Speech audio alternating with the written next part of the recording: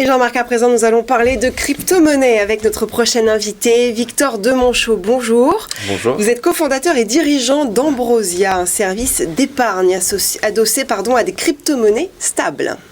Bonjour. Bon, moi, je ne vais pas beaucoup parler parce que je connais assez mal le sujet, quoi. Vous faites vous vendez de l'épargne, hein, Exactement. à des épargnants. Exactement.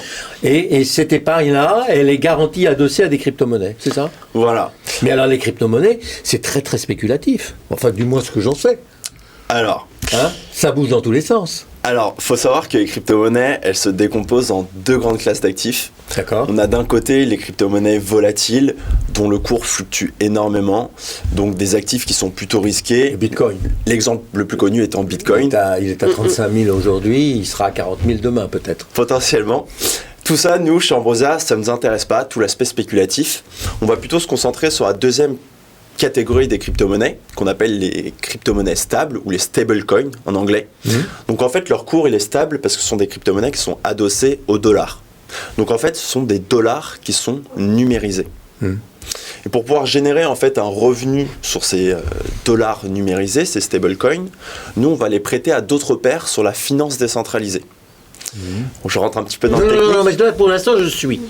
La finance décentralisée, c'est un écosystème qui fonctionne à peu près comme nos banques. Donc, on y propose les mêmes services financiers comme l'épargne, les emprunts, l'assurance, l'échange de devises, etc. Oui.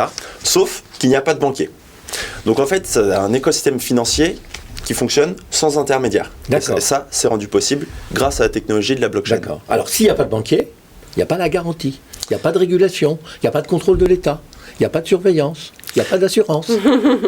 Vous me laissez je peux continuer comme ça. Vous pouvez continuer. Alors, non, vous connaissez tous ces arguments.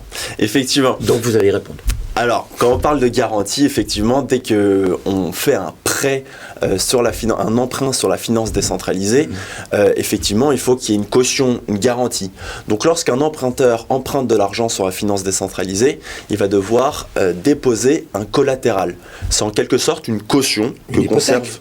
Une hypothèque, exactement. Une caution que conserve la blockchain. Inventer la bonne vieille hypothèque. Voilà. C'est ce qui fait qu'en fait, aujourd'hui, la blockchain, elle prête de l'argent à n'importe qui, les yeux fermés, à condition que l'emprunteur dépose ce collatéral, cette hypothèque, cette caution. Alors, vous distribuez comment? Alors, comment vous trouvez vos épargnants?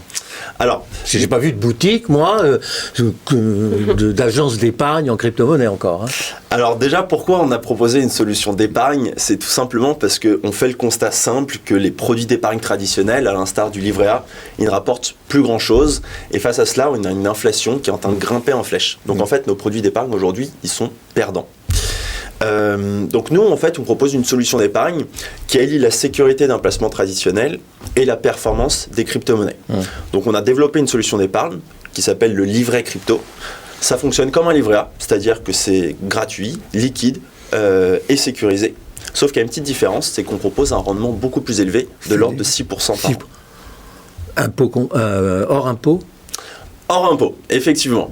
Dans le cadre des cryptoactifs, il y a une imposition qui s'appelle la flat tax, parce que, qui est de l'ordre de 30%, effectivement. Vous êtes adossé à une institution financière ou pas?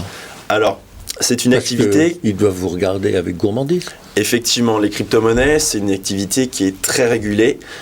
Aujourd'hui, on propose une solution d'épargne unique qui a très peu de concurrents parce que c'est strictement régulé par l'autorité des marchés financiers. Cela demande d'être enregistré en tant que prestataire de services sur actifs numériques. Donc c'est une accréditation qui est très lourde, très chronophage à obtenir. Nous, ça fait à peu près 1 an qu'on travaille dessus et on espère en juin 2022 l'obtenir. Donc à partir de ce moment-là, une fois qu'on sera enregistré... Il y a déjà des initiatives qui ont été... bien entendu. Donc des discussions sont en cours avec l'autorité des marchés financiers depuis plusieurs mois pour pouvoir obtenir cette accréditation. Ambrosia. Pourquoi? Ambrosia. L'ambrosie, c'est une plante qui se répand à grande vitesse, qui se propage un petit peu partout.